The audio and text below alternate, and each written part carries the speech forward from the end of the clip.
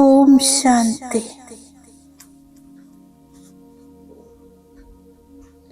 വ്യക്തലോകത്തിൻ്റെ സ്മൃതിയിൽ നിന്നും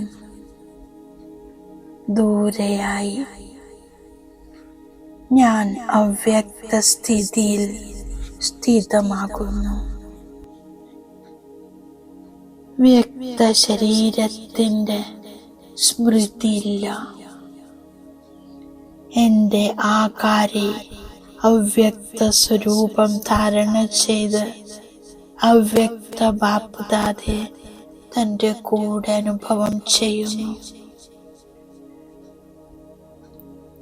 സ്നേഹസാഗര ബാപ്ദാദ എൻ്റെ കൂടെയുണ്ട്. ഞാൻ ദേഹത്തിൻ്റെ ലോകത്തിൽ നിന്നും ഭിന്നമായി ബാബയുടെ സ്നേഹിയാകുന്നു.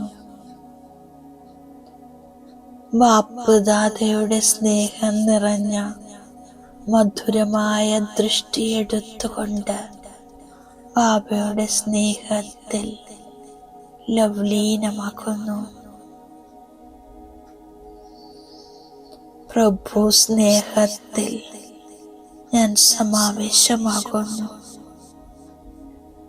സ്നേഹസാഗരത്തിൽ ലയിച്ചു ചേരുന്നു.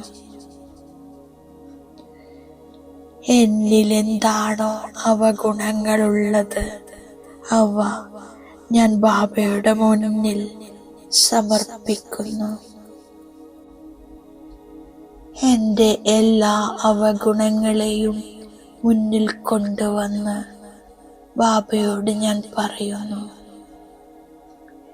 ഈ അവഗുണങ്ങളെ എന്നിൽ നിന്നും സദാകാലത്തേക്ക് മുക്തമാക്കാൻ ആഗ്രഹിക്കുന്നു. ബാബ എൻ്റെ എല്ലാ കുറവുകളും എടുത്ത് പഴയ സംസ്കാരങ്ങളിൽ നിന്നും അവഗുണങ്ങളിൽ നിന്നും എന്നെ മുക്തമാക്കുന്നു. ഞാൻ സ്വരാജ്യ അധികാരിയായി ഈ അവഗുണങ്ങളെയും കുറവുകളെയും തിരിച്ചെടുക്കില്ല. ബാബയുടെ സ്നേഹത്തിൽ സമർപ്പിക്കുന്നു. സ്നേഹത്തിൽ ലൗലീനമായി ഞാൻ ആത്മാ സദാ മായ ജീതാകുന്നു. വിഘ്ന വിനാശകനാകുന്നു. പരമാത്മ സ്നേഹത്തിൻ്റെ അധികാരിയാകുന്നു. ഞാൻ ശ്രേഷ്ഠാത്മാവാകുന്നു. പരമാത്മാ സാഗരത്തിൽ ലയിച്ചിരിക്കുന്ന സ്നേഹി ആത്മാവാകുന്നു.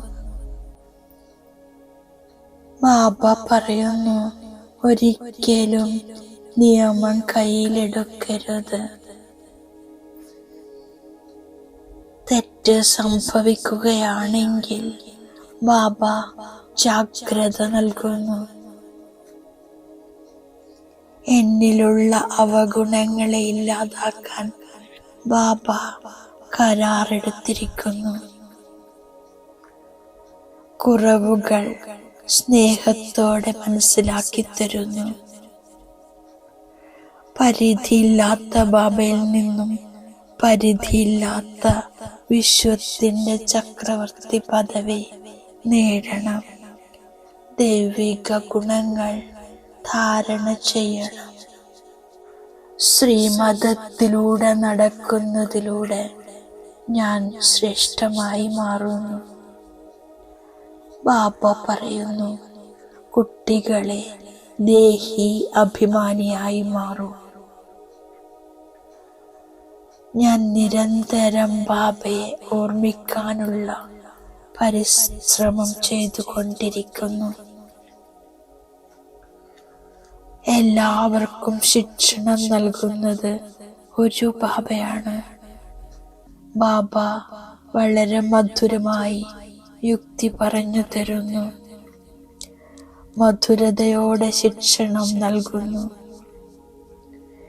എത്രത്തോളം സാധിക്കുന്നുവോ പുത്രയും ബാബയെ സ്നേഹത്തോടെ ഓർമ്മിച്ചു കൊണ്ടിരിക്കുന്നു. ദൈവിക ഗുണങ്ങൾ മാത്രം ധാരണ ചെയ്യുന്നു. ബാബ പറഞ്ഞു തരികയാണ്, വിനാശം മുന്നിൽ നിൽക്കുന്നു.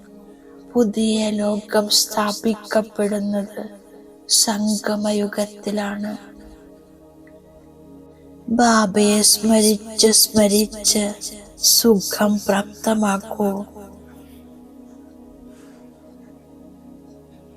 എന്നിൽ ശരീരത്തിന്റെ എല്ലാ കലഹക്ലേശങ്ങളും പകുതി കൽപ്പത്തിലേക്ക് ഇല്ലാതാകും. പഠിക്കുന്നില്ലെങ്കിൽ, ശ്രീമതത്തിലൂടെ നടക്കുന്നില്ലെങ്കിൽ ദയ തോന്നുന്നു. ഇവർ കുറഞ്ഞ പദവി മാത്രമേ പ്രാപ്തമാകുകയുള്ളൂ. ഒരുപാട് ഗ്ലാനി ചെയ്തിട്ടും ബാബ സർവരുടെയും മിത്രമാകുന്നു. ബാബ അവിനാശിയായ വൈദ്യനാണ്, ഔഷധം നൽകുന്നു. അതിനാൽ ഞാൻ നിയമം കയ്യിലെടുക്കില്ല. തിരുത്തേണ്ടത് ബാബയുടെ കർത്തവ്യമാണ്. ബാബ സ്നേഹത്തോടെ ശിക്ഷണം നൽകുന്നു. അവഗുണങ്ങൾ കാണുകയാണെങ്കിൽ ബാബയ്ക്ക് കേൾപ്പിക്കുന്നു.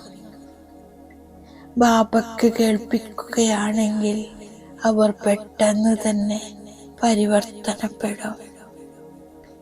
ബാബ വന്നിരിക്കുന്നത് മനുഷ്യനെ ദേവതയാക്കി മാറ്റാനാണ്. ആരുടെയെങ്കിലും പേര് മോശമാക്കി മാറ്റുകയെന്നത് നിയമവിരുദ്ധമാണ്. ഞാൻ മുരളിയെ ഒരിക്കലും മുടക്കില്ല. ഈ പഠിപ്പ് വളരെ അളവറ്റ സമ്പാദ്യത്തിൻ്റെതാണ്. വിനാശത്തിന്റെ മുഴുവൻ ആധാരവും പഠിപ്പനുസരിച്ചാണ്.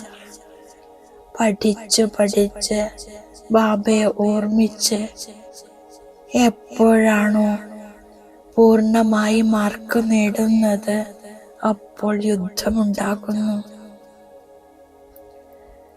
ആരുടെയും അവഗുണങ്ങളെ കണ്ട് അവരെ നിന്ദിക്കരുത്. ഒരു സ്ഥലത്തും ചെന്ന് അവഗുണങ്ങൾ കേൾപ്പിക്കരുത്. മധുരത ഉപേക്ഷിക്കരുത്. ക്രോധത്തിൽ വന്ന് ആരെയും നേരിടണ്ട. എല്ലാവരെയും നേരെയാക്കുന്നത് ഒരു ബാബയാണ്. അതിനാൽ ഒരു ബാബയോട് തന്നെ ഞാൻ എല്ലാം കേൾപ്പിക്കുന്നു. അവ്യഭിചാരിയായി മാറണം. ഞാൻ ബാബ തന്നിരിക്കുന്ന വരദാനത്തിന്റെ സ്വരൂപമാകുന്നു.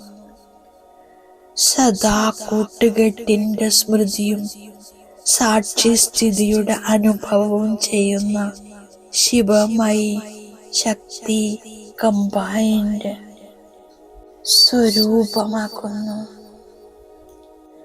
ആരാണോ സദാശിവമയി ശക്തി സ്വരൂപത്തിൽ സ്ഥിതി ചെയ്ത് മുമ്പോട്ടു പോകുന്നത് അവരുടെ ആവേശത്തിൽ മായക്ക് വിഘ്നമിടാൻ സാധ്യമല്ല. സദാ സാക്ഷി സ്ഥിതിയുടെ കൂട്ടുകെട്ടിന്റെയും അനുഭവം ചെയ്യുന്നു. സാകാരത്തിൽ ആരോ കൂടെയുണ്ടെന്ന അനുഭവമുണ്ടാകുന്നു. നിർവിഘ്നവും ഏകരസവുമായ സ്ഥിതിയുടെ അനുഭവം ചെയ്യുന്നതിന് ഏകാഗ്രതയുടെ അഭ്യാസം ചെയ്യുന്നു. അവ്യക്ത സൂചനയാണ് അമൃതവേള മുതൽ ഈ അഭ്യാസം ചെയ്യൂ. ഞാൻ ശ്രേഷ്ഠാത്മാവ് മുകളിൽ നിന്നും വന്നിരിക്കുകയാണ് ഈ പഴയ ലോകത്തിൽ സേവനം ചെയ്യാൻ വേണ്ടി. ഞാൻ ആത്മാവാണ്, ഞാൻ സേവാധാരിയാണ്. ഈ പാഠം പക്കയാക്കുന്നു.